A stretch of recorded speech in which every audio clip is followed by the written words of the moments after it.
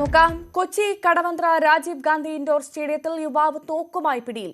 നിരീശ്വരവാദ കൂട്ടായ്മ സംഘടിപ്പിക്കുന്ന പരിപാടിക്കിടെയാണ് സംഭവം. തസ്ലീമ നസ്രീൻ പങ്കെടുക്കാനിരുന്ന പരിപാടി നിർത്തിവെച്ചു.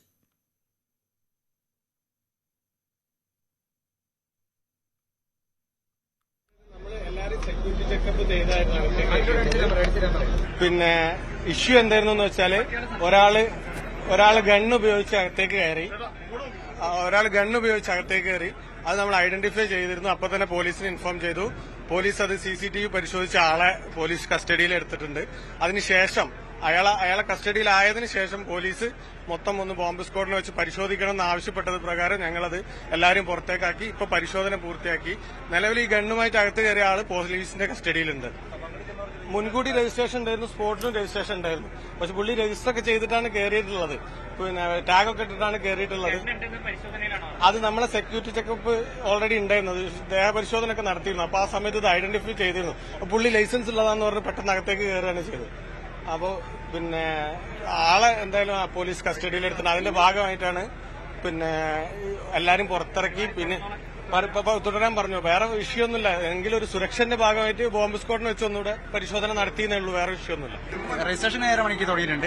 8:30ക്കാണ് പരിപാടി തുടങ്ങിയത്. 8:30 മുതൽ ഏകദേശം വൈകുന്നേരം 7 വരെക്ക് ക്ലോസ് ചെയ്ത രീതിയിലാണ് പരിപാടി ആസൂത്രണം ചെയ്തത്. ഇവിടെ ഏകദേശം 3000-ന് മുകളിൽ ഓൺലൈൻ രജിസ്ട്രേഷൻ ഉണ്ടായിരുന്നു. അതിലും കൂടുതൽ ഇവിടെ സ്പോട്ട് രജിസ്ട്രേഷൻ നടക്കുന്നുണ്ടായിരുന്നു. അതൊക്കെ അങ്ങനെ വന്നുകൊണ്ടിരിക്കുന്ന സമയത്താണ് ഷെഡ്യൂളായ ടൈമിലാണ് മാറ്റം വന്ന് പ്രശ്നമാവുന്നത്. അപ്പോൾ ഉള്ളിൽ പെട്ടെന്ന് ഒരു ആളെ സംശയം തോന്നിയിട്ട് പിടിച്ച സമയത്ത് ഗണ്ണ് കണ്ടെത്തിയിട്ടുണ്ട്. അയാളെ പോലീസ് കൊണ്ടുപോയിട്ടുണ്ട്. അപ്പൊ തസ്ലീമ നസ്രീന്റെ അവാർഡ് പ്രഖ്യാപിച്ചിട്ടുണ്ട് നമ്മള്. അപ്പൊ അതൊരു 4 മണിക്ക് കൊടുക്കാവുന്ന രീതിയിൽ അവർ വരുന്നുണ്ട്. മനുഷ്യരായിട്ട് ഈ നാട്ടിൽ ജീവിക്കുക, നമ്മൾ ഈ ആധുനിക കാലത്ത് ജനാധിപത്യമുള്ള രാജ്യത്ത് നമ്മൾ ജനാധിപത്യപരമായിട്ട് ജീവിക്കാൻ അനുവദിക്കാനായിട്ട് അവർക്ക് ഞങ്ങൾ ചെയ്യണം, സപ്പോർട്ട് ചെയ്യണം. അതാണ് ഞങ്ങളുടെ ഒരു അഭ്യർത്ഥന. ഇത് വർഷത്തിൽ ഒരു ദിവസമാണ് ഈ പരിപാടി നടത്തുന്നത്. പക്ഷേ ഈ പരിപാടി ഇത്ര നടത്തണമെന്ന് നിസാറൊന്നല്ല, വെറുതെ ഒന്നല്ല. ഈ 480 രൂപയാണ് ഈ ഒരാൾ അകത്തേക്ക് കയറണമെങ്കിൽ. 480 രൂപ ഏതെങ്കിലും ഒരു പരിപാടി ഇങ്ങനെ വിജയിക്കും. സാധാരണ എല്ലാ പരിപാടിക്കും ഫ്രീ ആണെങ്കിലേ വരാറുള്ളൂ. ഇത് 480 രൂപ കൊടുത്തിട്ടാണ്.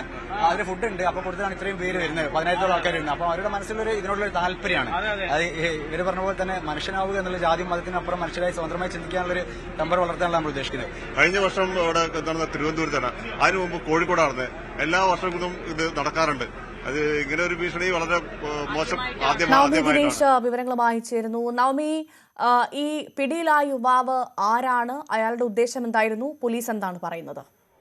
അല്ലെന്നുണ്ടെങ്കിൽ അവരുടെ പ്രധാന മുദ്രാവാക്യങ്ങളിലോ ഒരു കാലത്തും എന്തായാലും ആശങ്കപ്പെടേണ്ട സാഹചര്യമില്ല എന്ന് തന്നെയാണ് പോലീസ് പറയുന്നത്. എന്തായാലും പരിപാടി ഇപ്പോൾ പുനരാരംഭിച്ചിട്ടുണ്ട്. ഇതിലിപ്പോൾ ശ്രീജിത്ത് പണിക്കരും രവിചന്ദ്രനും പങ്കെടുക്കുന്ന ഒരു ഡിബേറ്റാണ് ഇപ്പോൾ വീണ്ടും പുനരാരംഭിച്ചത്. ഈ പരിപാടി നടന്നുകൊണ്ടിരിക്കുന്നതിനിടയിലാണ് ഇത്തരത്തിലൊരു അനൗൺസ്മെന്റ് വരികയും ഇവിടെ ഉള്ളവരെ പുറത്തേക്ക് പോകണമെന്ന് പറയുകയും ചെയ്തത്. എന്തായാലും പോലീസ് പറയുന്നത് പ്രകാരം ഇയാൾ ഈ വിദ്യാധരൻ കൊലക്കേസിലെ സാക്ഷിയാണ്, പ്രധാനപ്പെട്ട ഒരു സാക്ഷിയാണ്. അപ്പോൾ ഇയാൾക്ക് കുറച്ച് നാളുകളായി തന്നെ ഈ കേസുമായി ബന്ധപ്പെട്ട വധഭീഷണി നിലനിൽക്കുന്നുണ്ട്. അതുകൊണ്ട് തന്നെ ലൈസൻസ് ഉള്ള തോക്ക് കൈവശം വയ്ക്കാനുള്ള അനുമതി ഇയാൾക്കുണ്ട്.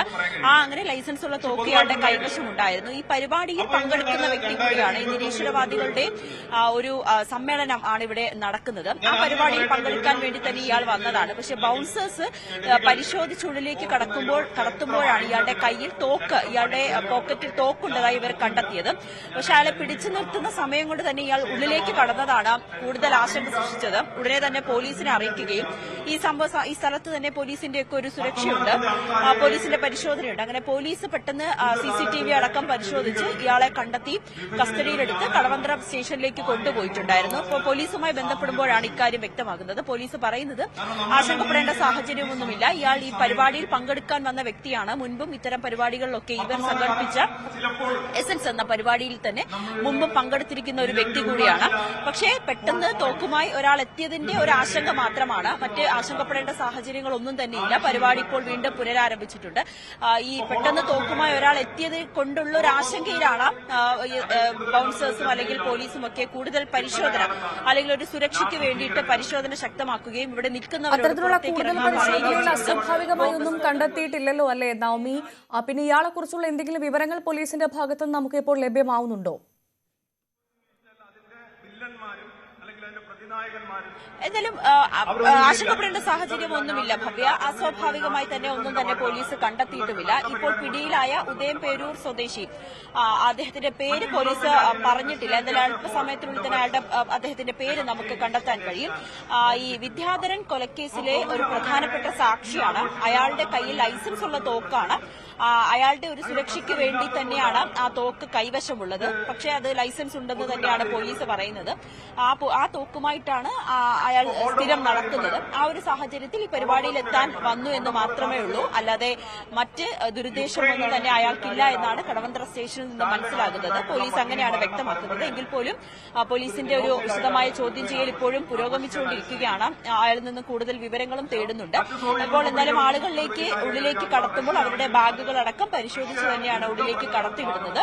പരിപാടി വീണ്ടും പുനരാരംഭിച്ചിട്ടുണ്ട്. വൈകിട്ട് തസ്ലീമ നസ്രിൻ വരുന്നുണ്ടെന്നുള്ളതാണ് ഏറ്റവും പ്രധാനപ്പെട്ട കാര്യം. അതുകൊണ്ട് തന്നെ സുരക്ഷ അല്പം വർദ്ധിപ്പിച്ച സാഹചര്യമാണ്. പ്രത്യേകിച്ച് നമുക്കറിയാം വലിയ ഒരുപാട് ആളുകൾ, ഏകദേശം 3000-ഓളം ആളുകളാണ് ഓൺലൈനായി മാത്രം രജിസ്ട്രേഷൻ ചെയ്തിരിക്കുന്നത്. സ്പോട്ട് രജിസ്ട്രേഷൻ അതിൽ കൂടുതലുണ്ട്.